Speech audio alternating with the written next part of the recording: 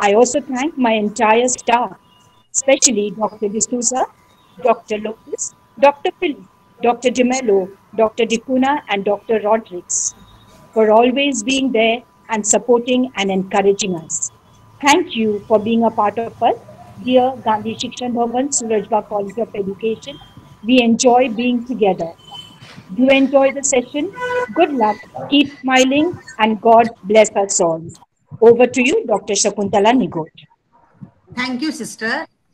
Thank you, sister. So really, we are fortunate to have a really great teacher, Dr. Marolia. She's a beloved teacher of each and every student. So I request Dr. Shakuntala Nigot to introduce her. It's my proud privilege to introduce today's expert speaker, Dr. Perin Marolia. Madam has done her BSc in Physics from St. Xavier's College, Mumbai. She also has master's degree and PhD in Library and Information Science.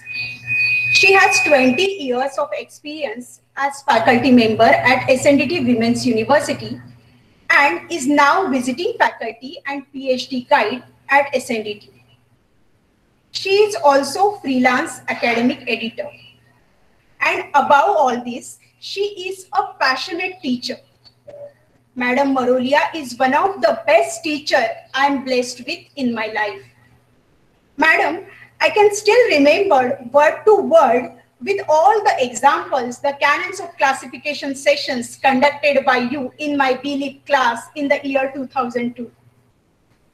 So ma'am, I request you to give that wonderful experience of learning from you to students of both the institutions. Over to you, ma'am, for enriching their knowledge about formal language of research writing. Over to you, ma'am Marolia. Thank you, Dr. Shakuntala. Good afternoon, everyone. Let me begin by thanking the principals and the staff of the St. Teresa's Institute of Education and of the Surajba College of Education for organizing this function and for inviting me, for your kind words and blessings on this occasion.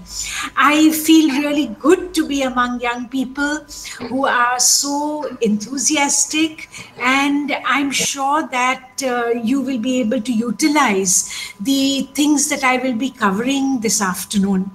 Of course, I will be putting things into a nutshell, but I do hope that you will benefit from that. I understand that most of you are in the middle of your research process and will soon be writing your dissertations.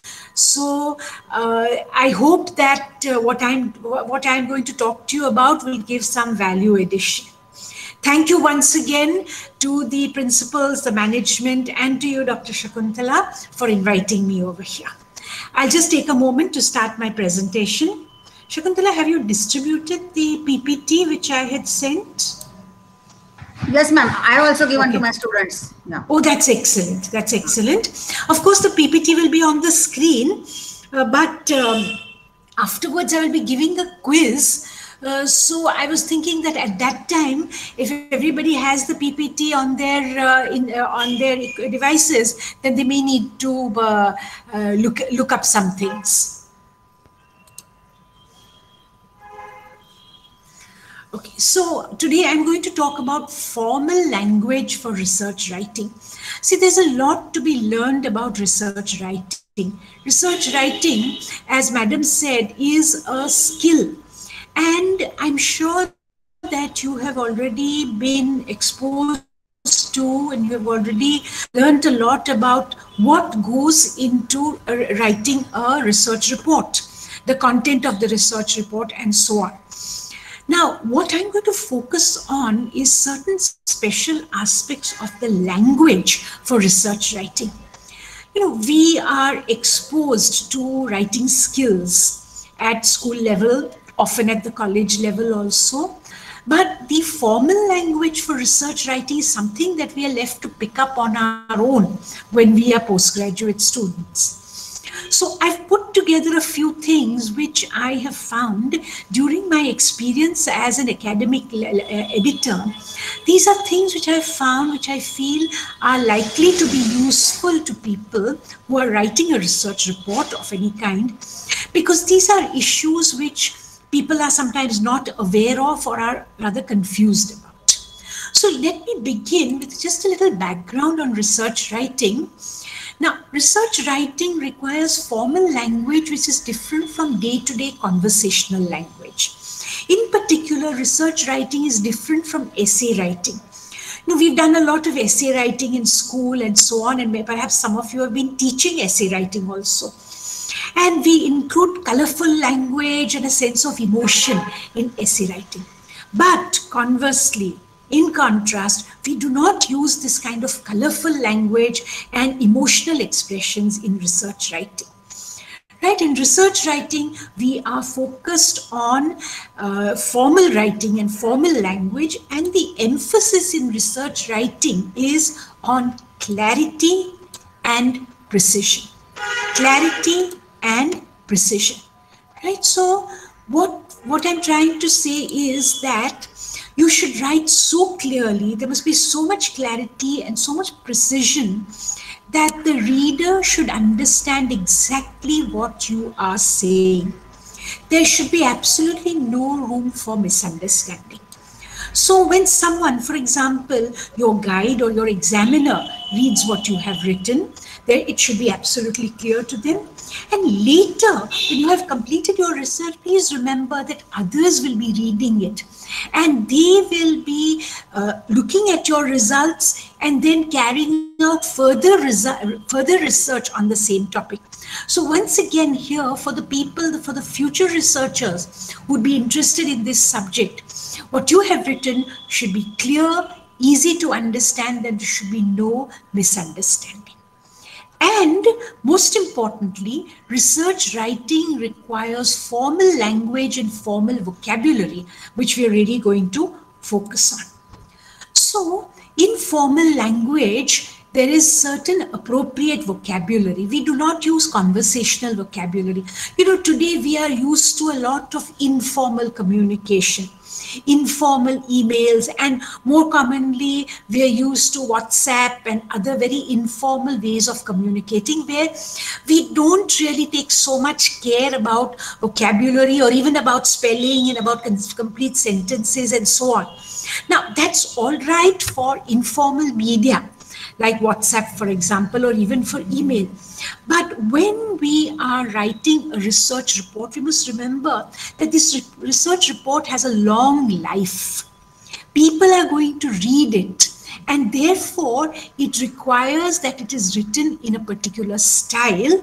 And two important things we have to remember is that we have to use appropriate vocabulary, appropriate formal vocabulary.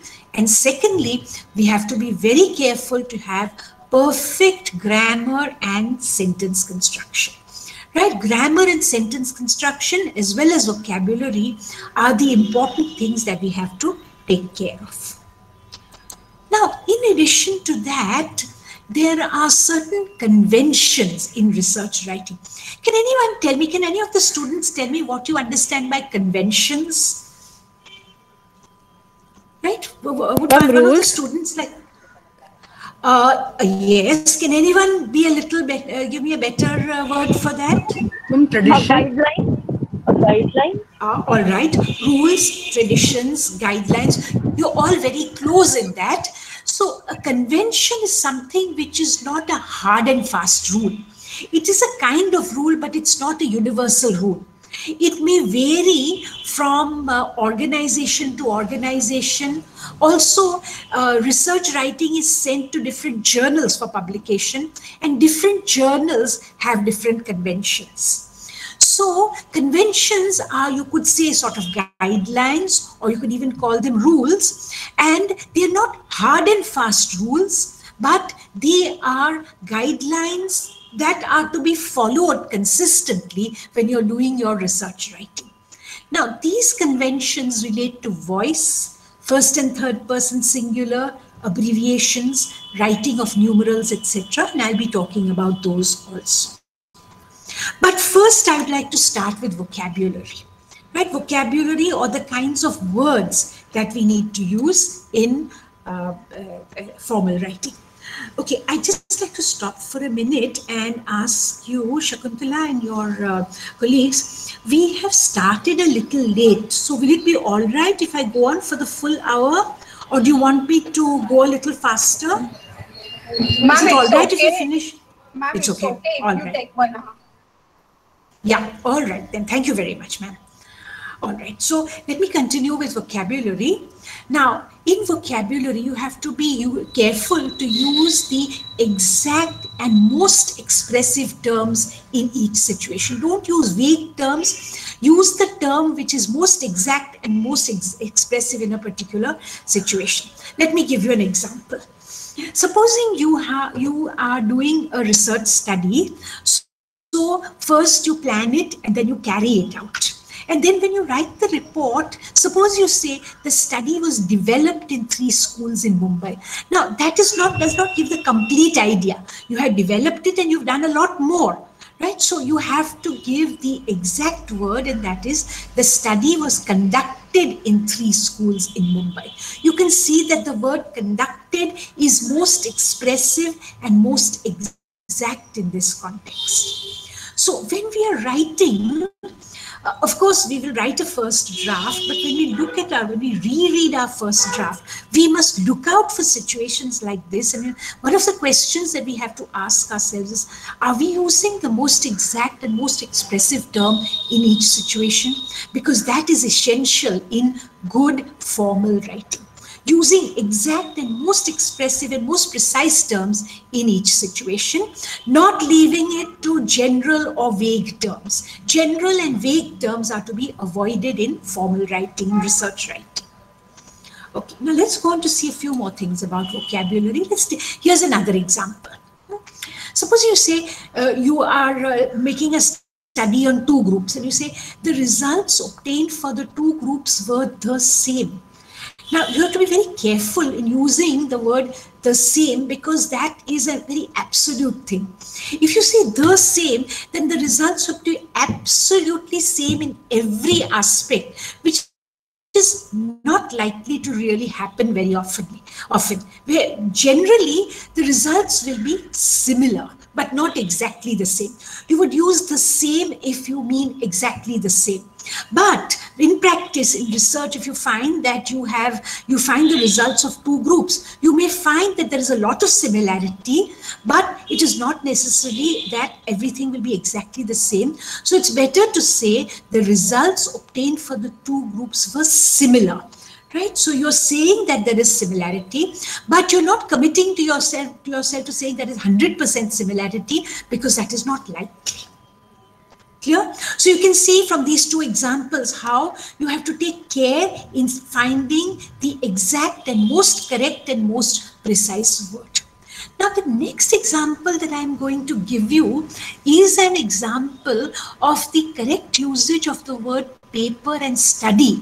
Now, I have noticed during my work that even senior research workers from abroad often just slip up a little and use these 2 words in an incorrect context. Now, the problem is that after you have done your research and you have got so many things on your mind, all the writing is done in a bit of a hurry. Fine, I understand that we are always in a hurry when we are writing our research papers, but do take care about these things, right? Because subsequently, when somebody is reading it, these weaknesses will show up and they will detract from your entire work. You've taken so much trouble to do your research, isn't it? You take so much trouble, so much time, so much effort to do your research. So spend a little time and a little concentration on doing the writing in a very exact way. Okay. So regarding the words paper and study, these must be used correctly in their context. Remember that the word study or the word research refers to the actual research done, while the paper is the report of the research. Right? It may be a dissertation, it may be a thesis, it may just be an article based on the research. So remember that the paper is not the research, the paper is the report of the research. Now, supposing you say, in this paper, a survey of 150 school students was carried out. That's not correct, because the survey has not been carried out in the paper. The survey has been carried out as part of the research. So you say for this study or for this research, a survey of 150 school students was carried out, because the survey is part of the study or the research. Alternatively, you may say, this paper reports the results of a survey of 150 school students. So this you can't say this paper is a survey, or a survey was carried out in this paper, but you can say that this paper reports the results of a survey of 150 school students. So you must be very careful that you use the terms paper and study in the correct context. Whatever you have done in the research is known as the study or the research, but what you have written is the paper, and the paper reports the results of what you have, of the research that you have carried out. Right? Do remember this very carefully. Okay. Now, when it comes to clarity, sometimes there are words that have got sort of different shades of meaning. There may be more than one meaning, or there may be more than one interpretation. Now, whenever you come across such words and you need to use such words, it's a good idea to explain the words. Very often we use, we give a list of formal definitions of the terms that we are generally using. But besides that, when you're writing a sentence, if you come across a word where you feel that somebody may interpret it differently, then it's a good idea to make a little clarification on the spot. So for example, look at the word reference book, right? Different people think of this in different ways. So if I say reference book to a general audience, then they will say, yes, a book to be referred to, or a book that helps in your studies. But if I say this to a librarian, for a librarian, a reference book or a reference work means only encyclopedias, dictionaries, handbooks, directories, and things which are to be consulted and not read from cover to cover.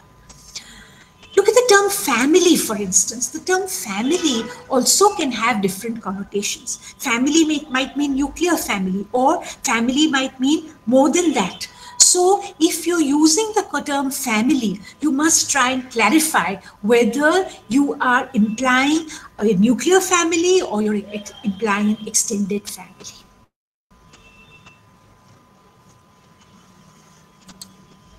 Right, so this is regarding precision and clarity. I've just given a few examples, but I do encourage you that when you're writing, do read what you have written carefully to see that what you have written is exact and fully clear. Now we go on to the main thrust, and that is formal words. Right, always in research writing, you prefer formal words. It gives a good impression to whoever's reading it, and it creates a research report in a form which is suitable to research writing. And as I said earlier, research writing is different from essay writing. In essay writing, we use informal words, we use emotional type of words, we use flowery language and so on. All that is to be absolutely avoided in research writing. In research writing, we are focused on formal words, formal vocabulary, and formal sentence structure. Right. Now, when I say formal words are to be always preferred, whenever possible, if there's a choice between a day-to-day conversational word and a formal word, you must always prefer the formal word. Right? We think in terms of day-to-day, normal, simple words, conversational words. But in research writing, we must always prefer formal words if they are available. So let's say a similar thing was noticed. That is grammatically correct. But if you're writing this in a research report, you would prefer to say a similar observation was made. That is formal language. Right? A similar thing. Thing is such a day-to-day ordinary word. We avoid that in formal writing. Right? We avoid that in essay writing also, actually. Thing. It's too simple. Simple words like thing, nice, and so on. We avoid them very much in research writing. So we avoid saying a similar thing was noticed, but we prefer a similar observation was made. Right? Then interviews were done. If you're talking to somebody, you might say, yeah, I'm doing many interviews. But when you're writing it out, you would say, interviews were carried out, or interviews were conducted. Conducted is an equally good word over there. Interviews were conducted or interviews were carried out. Right? Then a list of institutions was made. Made is again a simple word. When you're doing research writing, you would prefer a more formal word. A list of institutions was compiled. Right. I know this may not be the easiest thing to remember all this. That is why the PPT is there with you so that you can go over it later. Let me give you some more examples of formal words. In all parts of the world, instead of that, you would prefer worldwide. In fact, you'd prefer worldwide in place of all parts of the world, because another thing I'm going to tell you in a little while is that you must avoid unnecessary words in research writing and formal writing.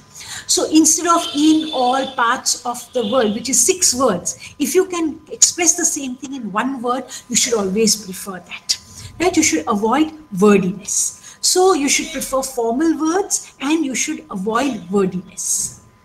So little by little is again simple and conversational. Instead of that, you would say gradually. Finish is simple or conversation. You would say in formal writing, you would say complete. Instead of so, you would say therefore. Now, there are thousands and thousands of such informal words. As you read, you must imbibe the formal vocabulary, and wherever possible, you must try and avoid the simple conversational words and use the formal words. Now, regarding conventions, the first thing we have to remember is contractions, short forms, and conversational words and expressions are avoided in formal writing. Don't use couldn't, won't, wasn't, unless you are quoting something that somebody has said in an interview. Then you quick quote the exact words. But when you're doing research writing, don't say couldn't, was, won't, wasn't. Write the full form. Could not, would not, wasn't. Also, we use, in conversational, we use a lot of short forms. We don't bother to say information. We save 2 seconds by saying info. That we all have a tendency to save 1 second here and 2 seconds there by using short forms. I wonder what people do with all the seconds that they save. Okay, another thing is slang and conversational words are avoidable. For example, you never say awesome. You'd say it in conversation, it would sound very nice, but you would not say these words, you would not write these words in formal writing. Awesome, high five, lots and lots. Please remember, lots, not just lots and lots, but simple lots is slang. In formal terminology, we use a lot, right? So, you know, when you're writing a WhatsApp message to somebody for a birthday, you say, I wish you lots of happiness. But if you are writing about something that has happened in research, we will not say lots, we will say a lot, right? Lots is slang, but a lot is formal. Lots is informal. You can use it in informal conversational or informal writing. But in a research report, you will never say lots of students said this or lots of respondents said this. You don't say that, you say a lot. A lot of respondents stated that this. So all these contractions, short forms, and conversational words are to be avoided in research writing. Now, I mentioned that you require perfect grammar and sentence structure. Of course, you are all familiar with the basics of grammar and sentence structure, and as teachers, I'm sure you have paid good attention to grammar, sentence structure, and proper expression. I'm just going to take a few guidelines and which will help you to polish up your research writing and make it still better. Now, one basic thing to remember is always use full sentences. You know, when doing WhatsApp writing, I think full sentences are forgotten. Even I often write, I don't write full sentences. But please remember that in research writing, you must always use full sentences. And the sentences should be grammatically correct. There should be no mixing up of singulars and plurals and tenses and so on. Right? Now, you will say to me, why is this lady telling us to use full sentences? We all know that we have to use full sentences. Now, when we are writing and we have a sequence of ideas in our heads, sometimes we find that we do not complete a sentence. Let me give you an example. Okay, somebody has written, the principal who had 25 years of professional experience and had published 65 journal articles and contributed to 36 conferences, full stop, she encouraged the professional staff to take up research projects. Okay, there's a whole lot of ideas over here, but do you notice that the first sentence is incomplete? The principal who had all this, the sentence has to be completed with what she was doing. Right now, that has gone into the second sentence. Now, this is the kind of thing that often happens when we are doing research writing, because we try to put in a whole lot of ideas and sometimes we forget that the sentence has to be completed. Now, look at the way the complete sentence would be. The incorrect sentence was the principal who had 25 years of professional experience. Now, if you remove who, we have a sentence, the principal had 25 years of professional experience and had published 65 journal articles and contributed to 36 conferences. Now, that is a complete sentence. Then you can start your second sentence. Alternatively, you can join these two sentences. Right, in incorrect, we have two sentences over here. The first one is incomplete.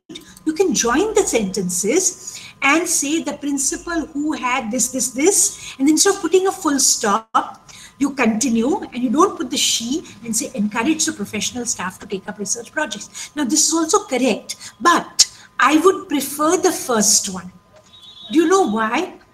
Because in the first one, rather in the second one, it's a very long sentence. And one of the things that I'm going to tell you about what you have to look out for in formal writing is that avoid long sentences. So when you can break up a long sentence into two, you should prefer that. Right? So you prefer the first alternative. This alternative, which has got two relatively short sentences, would be preferred to one long sentence. Okay. Now, there is a tendency to mix up tenses. This happens when we are writing fast. Sometimes it happens to me too. Right? And sometimes MS Word will underline it and tell you, but please remember, MS Word will not catch all your mistakes. Okay. So supposing somebody writes the scale consisted of 36 items which are divided into 3 groups and were listed. There's a mixing up of tenses. So within the sentence, you should have consistency of tense. Right? Once in a while, it becomes necessary to have different tenses in a sentence. But generally, as far as possible, you must try to have consistency of tense within a sentence. You must prefer to have consistency of tense within a paragraph also, and consistency of tense possibly in a whole chapter also, but sometimes that's not possible.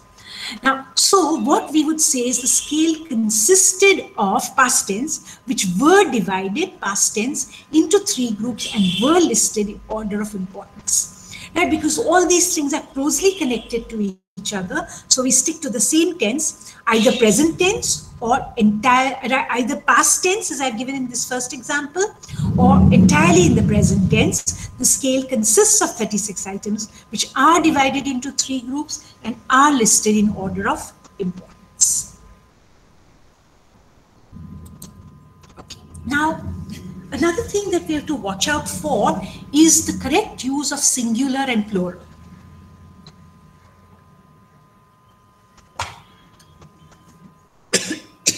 Excuse me. Supposing you say gender, age, and occupation was used to group the respondents. See, we often have a tendency that occupation is singular, so we use was. But remember here, to group the responses, 3 things were used: gender, age, and occupation. So the correct thing is gender, age, and occupation were used to group the respondents. Right? So these are little things where we sometimes slip up. So when we reread our draft, we have to look out for all these things. back to what I said a little while back, you must avoid wordiness. Instead of 6 words, if you can use 2, use that. Instead of 3 words, if you can use 1, that is preferable, right? The reason is, the reason for avoiding wordiness and avoiding long sentences is that long sentences and wordy expressions are more difficult for your readers to read. So if there's a very long sentence, the person starts reading the beginning. By the time they reach the end, they've forgotten what you were saying in the first part. Similarly, wordiness only makes it boring to read. Look at this example. The data gathering process was carried out during the period commencing November 2018 and concluding in October 2019. This researcher was very fortunate to do it before the pandemic. Okay, but look at this, such a long sentence. Now, look at the way we can rewrite this sentence by avoiding wordiness. Data gathering was carried out between November 2018 and October 2019.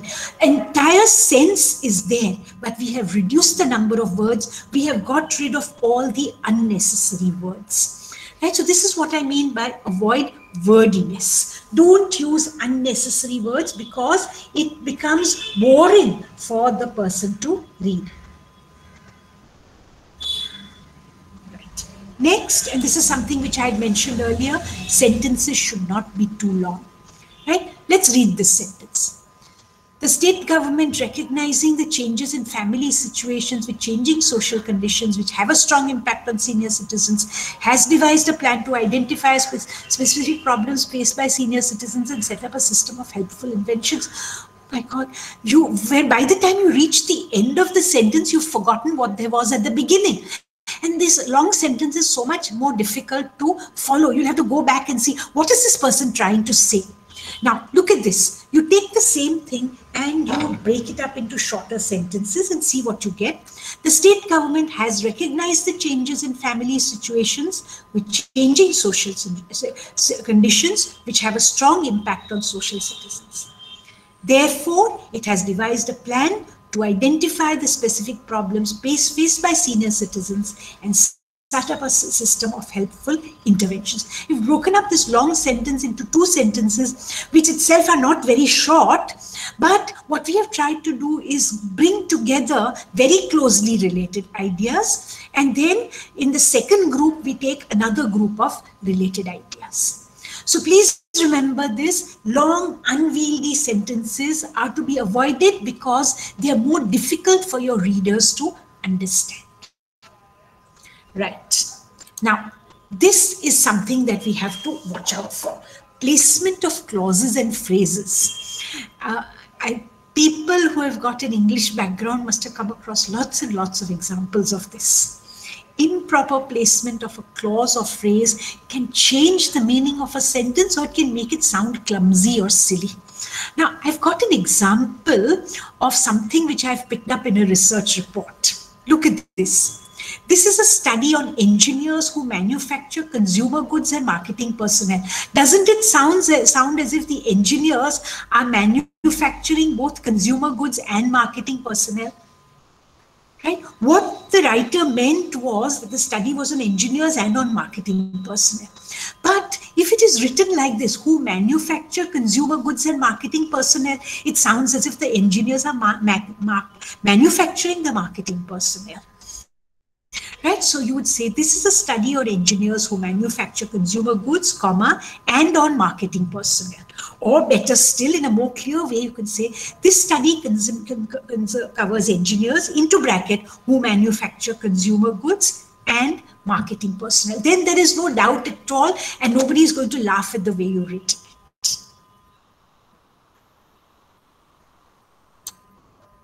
Now, this is one typical sentence which you have to take care of. If you're doing survey research and you're reporting, this is one common mistake, and that is placement of the clauses and phrases to see that the most appropriate things come adjacent to each other. Now look at this. There were 256 respondents aged between 10 and 15 from English medium schools, 148 girls and 108 boys. Now, grammatically, this is correct, but it's clumsy because you've got respondents over here and the breakup of the respondents is coming at the end. So it is preferable to put the more fundamental breakup immediately after the respondents. So there were 256 respondents, 148 girls and 108 boys aged between 10 and 15 from English medium schools. So the breakup comes first and the description comes afterwards. Right? So the first sentence, although I've said incorrect, it is grammatically correct, but the placement of the phrases is not correct. Right? When you see 256 respondents, give the breakup first and then give the descriptions. Now we go on to what I had said, conventions for research writing. Right? So conventions are non-hard and fast rules, or they may also be called guidelines. Consistency in everything, please. Right? I said consistency in tenses and so on. But one important thing we have to remember is consistency in British and American English. If you're using British English, use that throughout. If you're using American English, use that throughout. And there are some differences in these spellings between British English and American English. In British English, they say organization with an S. In American English, they use Z. In British, it's C-O-L-O-U-R. In American, it's C-O-L-O-R. Now, Microsoft Word, by default, uses American English. But if you'd like to use British English, you can convert to British English over there. Right? Then all the British spellings will not be marked as wrong spellings. Now, inconsistency, you must also look out for hyphenation, right? Sometimes it's possible to either use the hyphenated form or the non-hyphenated form.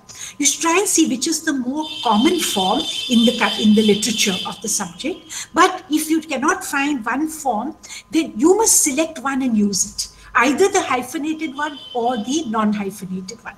COVID-19 or COVID-19. In an entire paper, only one of those must be consistently used. Now, there are some places where you wonder whether to use the hyphenated or non-hyphenated form. Let me give you an example. Right? Let's take follow up and follow up with a hyphen. Now, follow up is an action with no hyphen, where follow is a verb. Right? It was necessary to follow up with the respondents. So following up is an action over there. But conversely, follow up with a hyphen is a noun. So considerable follow up. Follow up is something. Considerable follow up with the respondents was necessary. Do you see the difference? Follow up without the hyphen, here it's an action and follow is a verb. And follow up with the hyphen is a noun. Considerable follow up. So follow up is a thing over here. Follow up with the respondents was necessary. Right. Now, conventions regarding first person and third person. We all know that first person is I, we, my, our, whereas third person is he, she, they, the researcher. Now, traditionally, research writing preferred third person and avoided the use of first person. Right? So earlier we used to say the researcher identified the population for the study. We didn't say I identified the population. Right? However, today, many publications and institutions allow and they even prefer the use of first person. So it's say, we identified the population for the study, or I identified the population for the study. So if you're writing for a journal or even for an institution, right, you must see the guidelines, whatever are the guidelines of your college or your university, or if you're writing for a journal, then the journal's guidelines. And you must see whether they prefer first person or third person, and you must follow that consistently then. Clear? Okay. Now, another thing like that is active voice and passive voice. Traditionally, passive voice was preferred. Today, many publications prefer active voice, and therefore, educational institutions also often follow active voice. Now, if you're puzzled about this and there are no real guidelines, just check with your guide, right? And write it the way your guide says. using first person or third person should be fully consistent. Active voice and passive voice can be mixed up within a particular report. Only thing, don't mix up active voice and passive voice in the same sentence. Okay, now abbreviations. Please remember this. The first time an abbreviation is used, the full form should be given. It is to be followed by the abbreviation in brackets. See this, cognitive behavioral therapy, into brackets CBT. Right, so now you don't want to repeat that whole expression again and again. So you say cognitive behavioral therapy. The first time you use it, you say it like this and you put the abbreviation in bracket. Now subsequently, you don't need to write, say cognitive behavioral therapy. You just say CBT and then you must use only the abbreviation. You must not put a full form. Now when you're writing a thesis or a dissertation, a list of commonly used abbreviations with their full forms should be given after the contents list, right? So at the beginning of the thesis, before the actual thesis begins, after the contents list and after the list of figures and tables and all that, you can give a list of commonly used abbreviations. Then please follow the convention for numbers. The most common convention is to spell out numbers up to 9. Right, so 1, 2, 3, 4 up to 9, you spell them out. And the rest you write as numerals. Right, look at this example. There were 20 students, so that goes as 20. 20 students in the sample, of whom 8, here you have to spell it out, of whom 8 were postgraduates. But if a number appears at the beginning of a sentence, it has to be spelled out. So 20 students were included in the sample. You won't write 20, you will spell it out. Now, supposing you find that your sentence is beginning with a very large number and you don't want to spell it out, right? Your number is 1451, you don't want to spell it out. Then you must change the structure of the sentence in such a way that the big number doesn't come at the beginning of the sentence, right? That's a trick you must use, right? You know, do go over this when you're writing when you're finalizing your research report. After you have written the draft and you're polishing up, please keep all these things in front of you so that you can really polish up your final writing very well. Okay. Now, a few problem words and expressions, which, see, we're used to the conversational usage, but we have to watch out for this in formal writing. Now, the word more keeps being used inappropriately. You know, some people think that more means sort of medium, but it's not like that, right? Not too much and not too little. That's not true. More is only used to compare one item with another. So among the postgraduate students in the economics department, there were more girls than boys. So when you say more, you have to have than either in the same sentence or implied in some way, either in the sentence or in the previous sentence, right? So in a sentence, ideally it should be more, and there should also be a than to show that it is being compared, or the comparison should be implied in some way, either in the previous sentence or by using some other words. Also, please remember that more, better, more, clearer are incorrect because more is implied in better. Better means more good. So if you say more better, it means more good. And more clearer means more clear. Okay, so we have a tendency to say this is all conversational, but these are things that we have to watch out for in formal writing. Now, another problem with the word more problems with more. It is incorrect to say more number of. We never say more number of users preferred the online catalog. We say more users. Right? We don't say more number of, we just say more number of, but we can also say a larger number of. Right? More or a larger number of, but not more number of. Now, since we are dealing with social science research and a lot of you may be doing surveys and sampling, please remember the correct use of the word sample. Right? When you select a sample, you select a representative group. Right? And the word sample refers to the entire group chosen from the population by a sampling method. So we say out of the population of 1,200 students, a sample of 400, that is 30%, was chosen. Now, each of those individuals is not called a sample, right? Some people have a tendency to write, out of the population of 1,200 students, 400 samples were chosen. No, that is not correct, right? It's rather impolite also, right? So the entire group is called the sample. Of course, if you choose one sample and then you choose another sample, then you can say that you have chosen two samples of 400 students each. That's the only time you will use samples. But remember that when you choose one group as an experimental group or one group on which to carry out your study, that entire group is called the sample, right? Individuals in it are not called samples. Okay, now just a quick review of spell check, thesaurus and Grammarly. These are all very good tools, but I would say, I'll go over this very fast. I think I'll skip this because we can save a little time. Using spell check, using thesaurus and Grammarly is often very useful, but please be careful. Spell check will not spot all wrong spellings. It compares each word with its store of words. If the word is not there in the store, it marks it as an error. So if I write comparison like this, it's marked as a spelling error. But if I write STATIONARY, where it should have been NERY, then MS Word will not spot it, because this is a legitimate English word. MS Word will not spot it in context. Right? Again, when it comes to the use of the thesaurus, remember that the thesaurus gives you words of similar meaning but not exactly the same meaning, and each word has to be used in a particular context, and you must use the thesaurus with care.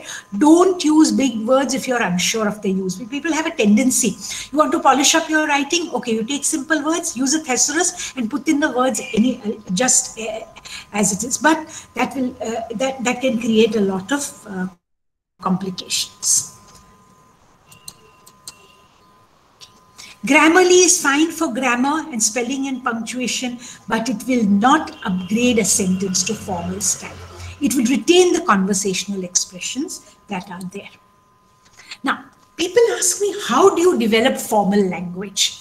Now, I'm sure that as teachers, with my background of education and psychology, you probably have come across various skills of various ways of developing different types of language skills. And you must try to imbibe those. But one suggestion that I would like to make is double reading. Right? So when you are reading some articles or even books or book chapters in your subject, if it is good quality literature, first of all, you will read it and absorb its content. Fine. You will probably not pay enough attention to the grammar at that time. But what you should do is, if you want to really polish up your formal language and get it ingrained into your mind, you should read the matter first for its content and then read it again, this time paying more attention to the language than to the content. Right. So with that, I've come to the end of what I wanted to say, but I do have a quiz. Now, do we have time for a quiz? It will take about 10 minutes. Madam, maybe continue, or may I just send the quiz to your students to do on their own? Ma'am, you can take the quiz. Okay, thank you very much.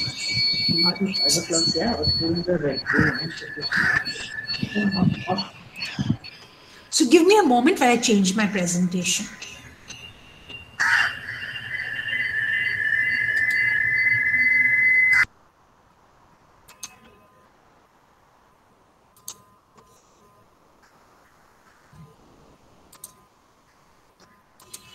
Okay, so this is a very simple quiz, and it sort of goes back to what I have said.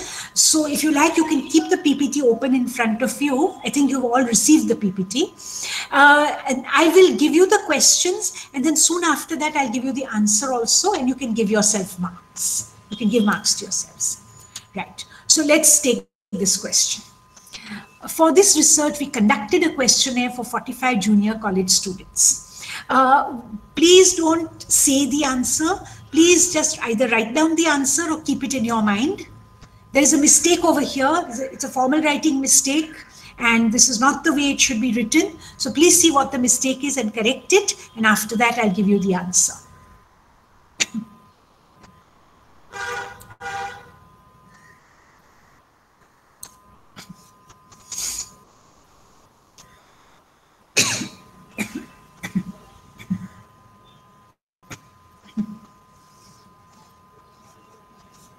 Okay, let's look at the answer. For this research, we conducted a questionnaire-based survey of 45 junior college students. Right? We do not conduct a questionnaire. We conduct interviews. But if you're using a questionnaire, we say that we conducted a questionnaire-based survey of whoever your respondents are. Right? We have to be exact about this. We do not conduct a questionnaire. We use a questionnaire as a tool for doing our research. If you have got this right, please give yourself 1 mark. Now let's go on to the next question. The mean age of the respondents was found. Now, this is grammatically correct, but I'd like you to polish it up a bit. The mean age of the respondents was found. Grammatically, absolutely correct, but see if you can make it more formal.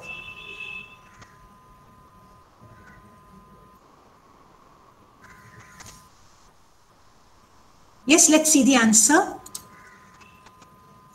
The mean age of the respondents was calculated. See, found is a very informal word. So whenever possible, you should avoid informal conversational words and try to use formal words. So the mean age of the respondents was calculated. However, if you find that, if your sentence says the mean age of the respondents was, then you don't say calculated to be 37 years. You say the mean age of the respondents was found to be 37 years. And here the word found is quite acceptable. You don't have to change it to a more formal word. Right? So our original sentence was the mean age of the respondents was found. The formal way is to say the mean age of the respondents was calculated. However, we can say the mean age of the respondents was found to be so many years. If you've got it right, please give yourself 1 mark. Let's go on to the next question. The respondents gave lots of suggestions for bettering the course. Now, there are 2 things that you can correct over here. So you will get 2 marks if you get it right.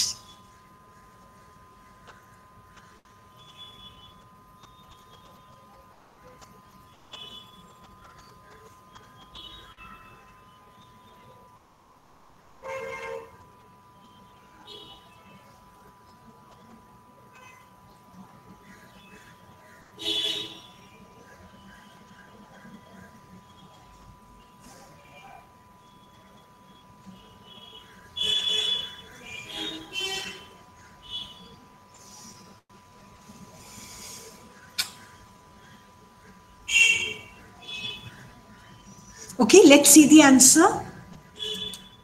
The respondents gave a lot of suggestions. You noticed that earlier I had said that lots is informal. It's conversational. We don't write it in research writing, right? So we don't say lots of, but in formal writing we say a lot of.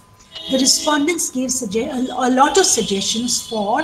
Now, we don't say bettering. Bettering is not used for educational courses. Bettering is a lesser used word, and it is usually used for in relation to social conditions and economic conditions. When it comes to a course or any other such formal professional matters, we say the respondents gave a lot of suggestions for improving the course. Improving is a more suitable word and more formal word in this context. All right, if you got both the, if you made both the corrections, please give yourselves 2 marks. Now, let's read this sentence. Information literacy is a growing need in the context of developing skills related to information searching. Now, this sentence is not framed properly, right? Information literacy is not a growing need. So what I'd like you to do is to reframe this sentence. That's why there are 2 marks for it. Reframe this sentence so that is clear and it is not clumsy.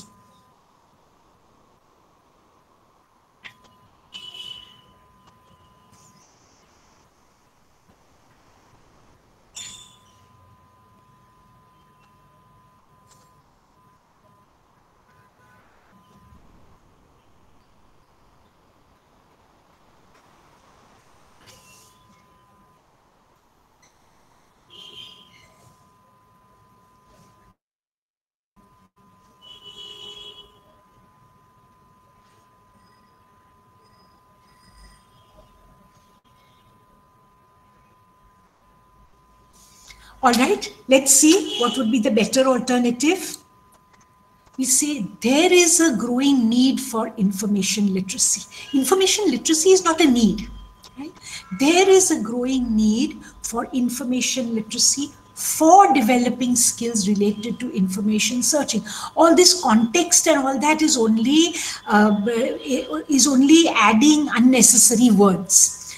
Right? So if you want the sentence to be crisp and clear, we say there is a growing need for information literacy for developing skills relating to information searching.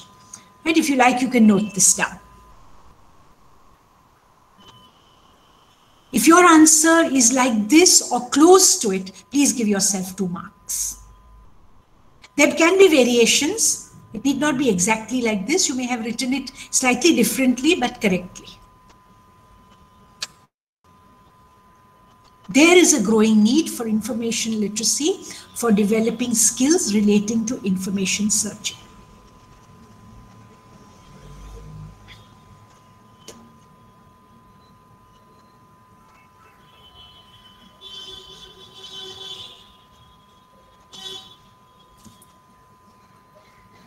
Right, let's turn to the next question.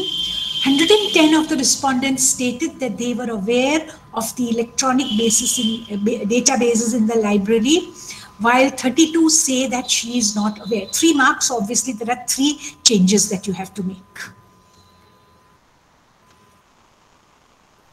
Yes, please give it a try and see where the corrections are required.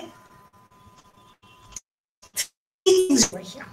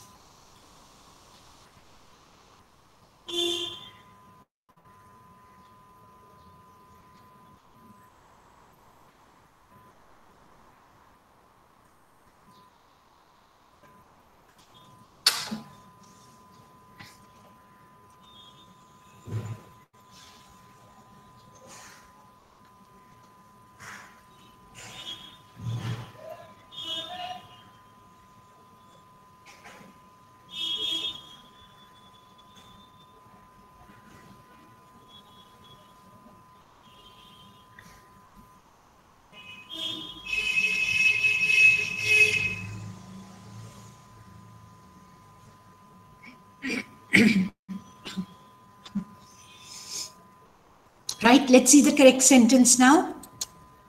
Now, since the numeral came at the beginning of the sentence, you have to spell it out. So you'd say 110 of the respondents. Now, if you find it a little clumsy to write the whole thing, if you don't want to write 110 in words, you can say, you can change the structure of the sentence, say of the respondents 110. Now 110, if it doesn't come at the beginning of the sentence, you can write 110, right?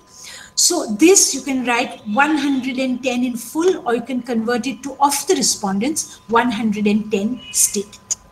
Now the other 2 mistakes are more serious. Now 110 of the respondents stated means you started with past tense, right? So you must have consistency with that.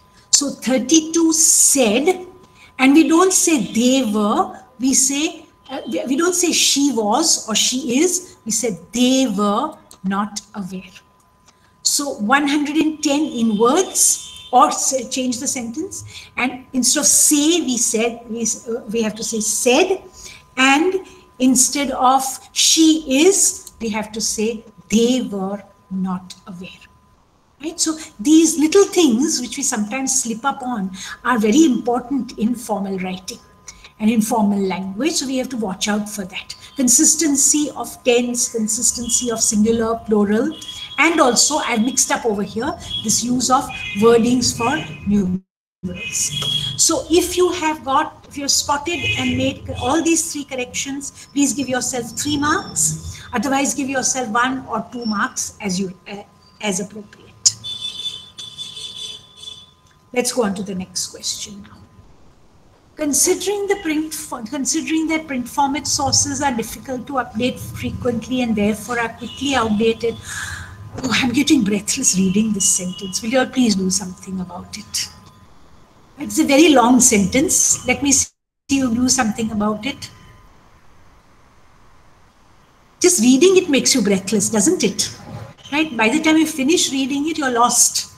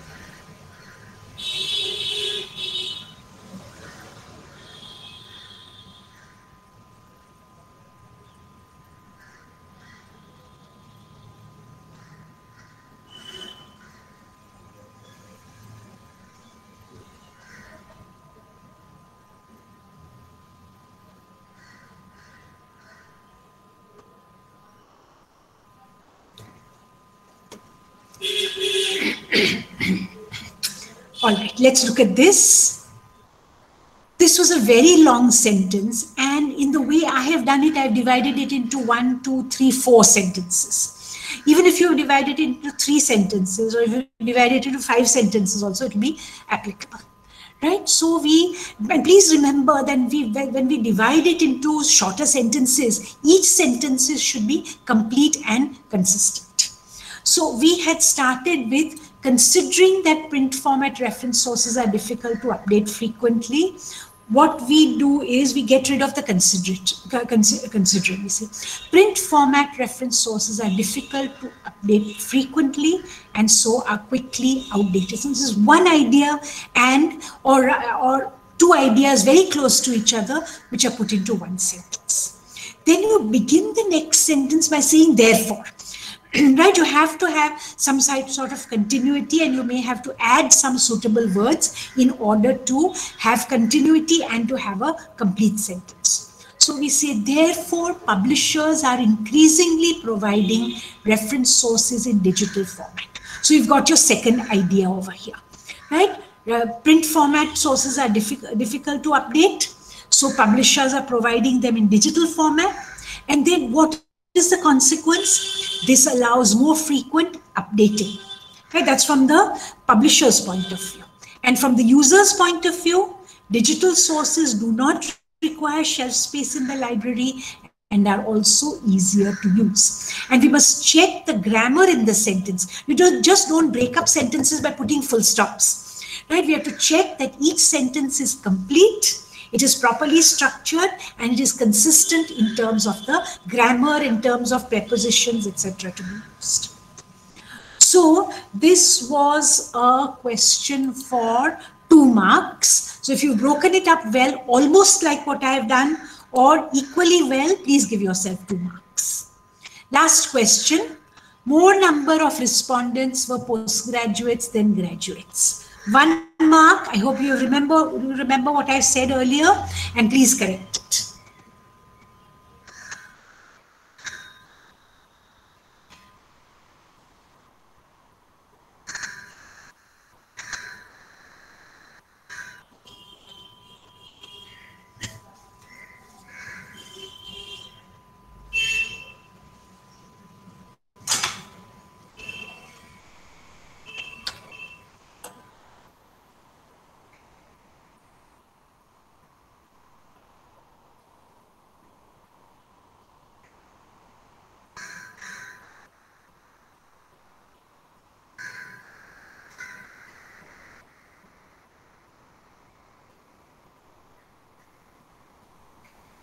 Shall we look at the answer?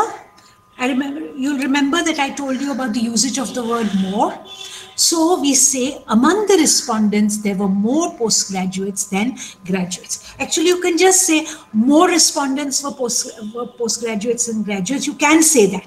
You can just remove number off and say more respondents were. But the sentence sounds better. Right? It sounds better if you say among the respondents, there were more postgraduates than graduates. So if you just said more respondents were postgraduates than graduates, you can give yourself 1 mark. Or if you've written something like this, also please give yourself 1 mark. The total number of marks is 12. Please total up your marks.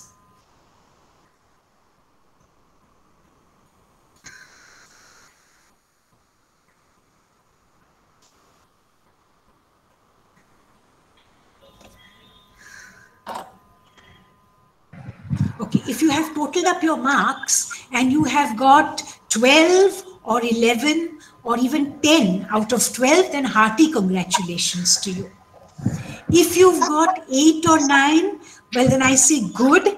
But if you've got less than that, please go over this handout and please use the suggested methods of reading and double reading in order to polish up your formal language. So with that, I come to the end of my session. Once again, I would like to thank the principals and the manager of both the Gandhi Shikshan Sanstha and the St. Teresa's Institute of Education. And a particular thanks to Dr. Shakuntala Nigot, my student, for giving me this opportunity to address you. And I really hope that what I have said will be beneficial to you in your future. Thank you. Thank you. Thank you, madam. Thank you for this wonderful session. Madam, we'll practice, and next time we will the winner of your quiz. I am sure our students will be the winner. So from that promise, I request Principal of the Gandhi Bhavan, Dr. Judy Grace Andrews, to say something about this program.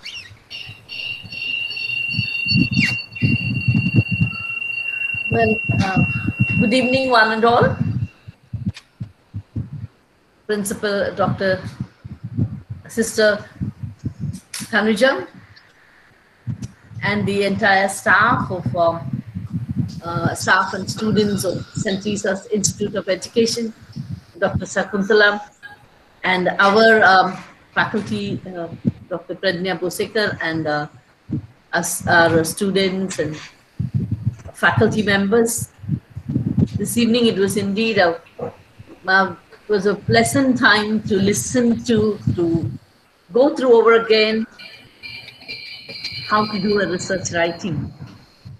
I really thank Dr. Marolia for taking this opportunity to share with us what is very, very important. Probably when we look at face value, it may sound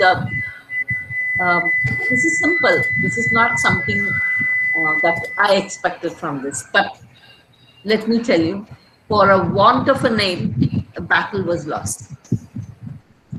Just for want of a name, a battle can be lost totally. So that's what happened to our writings as well. We can write very well, very beautifully, and the lucid way of presentation will be there. But still, it's always good to polish it so that it will shine better and better. So for that, thank you so much, ma'am, for sharing the valuable information, your expertise with us. We are really grateful to you, thankful to you for taking out your busy schedule, and extremely sorry for the technical issues that happened in the beginning. I apologize to St. Teresa's Institute as well for this technical issues that have taken place. There are snags. Sometimes it goes beyond our limitations, okay, beyond our even thinking. So sorry about for this technical snag. And once again, I would like to thank Dr. Marolia, and thank you, Dr. Shakuntala, for taking the initiative. And thank you, Sister Tanuja, for giving us one more opportunity to work together and moving ahead. Thank you so much. Thank you, Judy madam. Now, thank you, ma'am. I'd just like to say one. Yes, ma'am. Yes, please continue.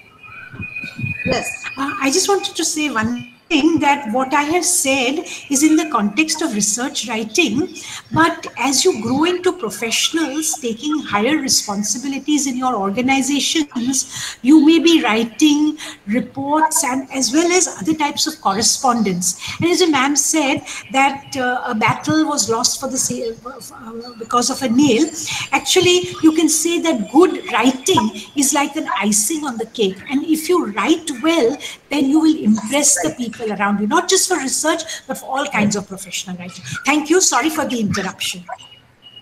Sure, ma'am. That is definitely, the knowledge that you shared is definitely going to help us to move forward. And thank you so much. Thank you very much. Then I request Sister Elita. There is one announcement for the participants. Participants, please don't leave the meet, because after the formal vote of thanks, we are going to have a snap with all videos on. So please don't leave the meeting. Who will take snap? I will take. Okay, after vote of thanks, national anthem and then photo.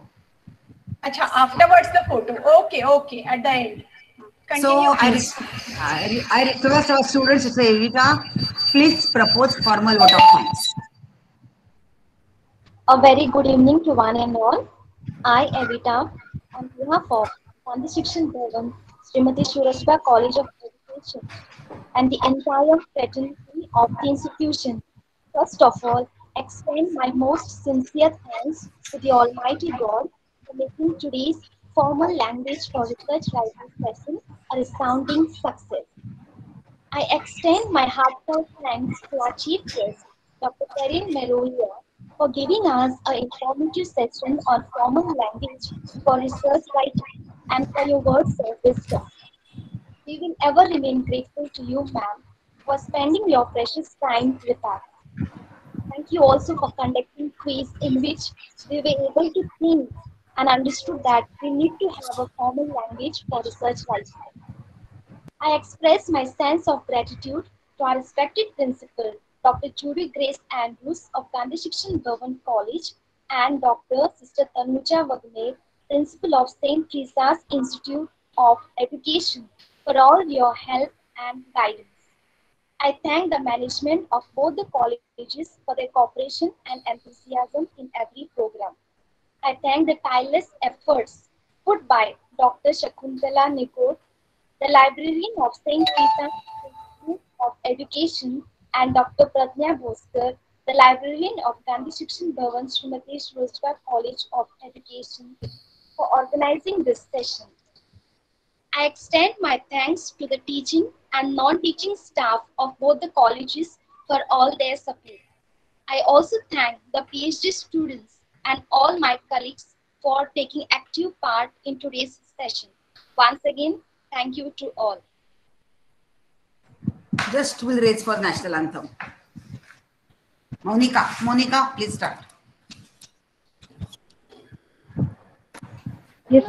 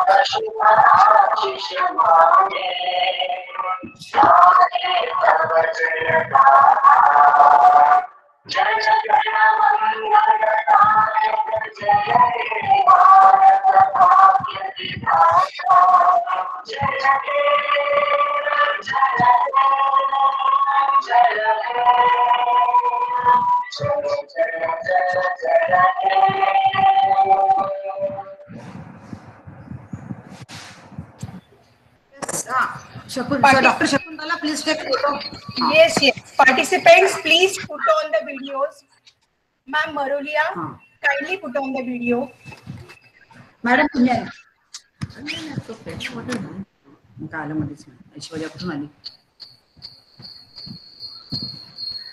Yes. Madam, it will take little time because students, please start the video.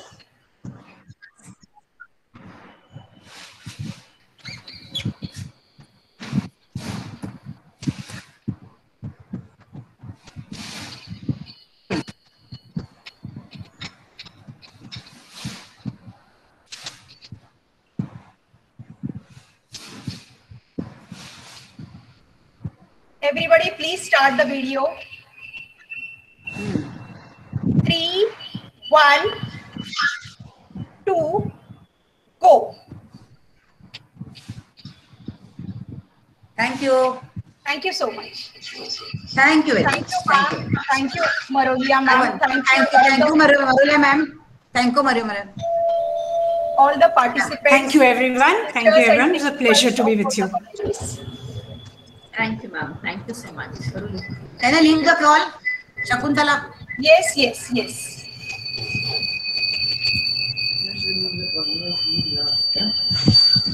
They should leave first.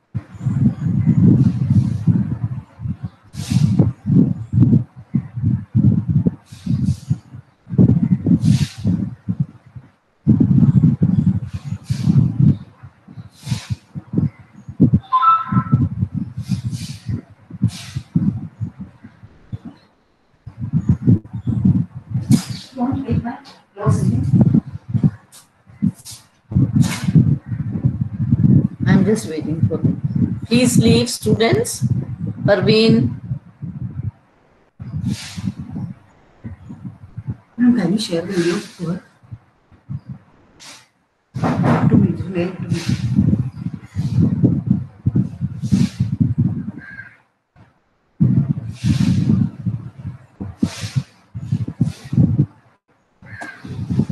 No.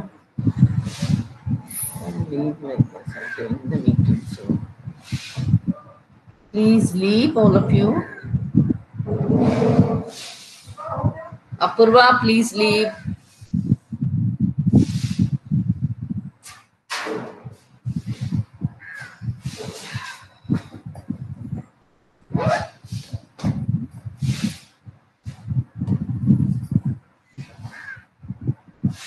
Please leave, all of you. Parveen. Apurva, please leave. Larissa, please leave.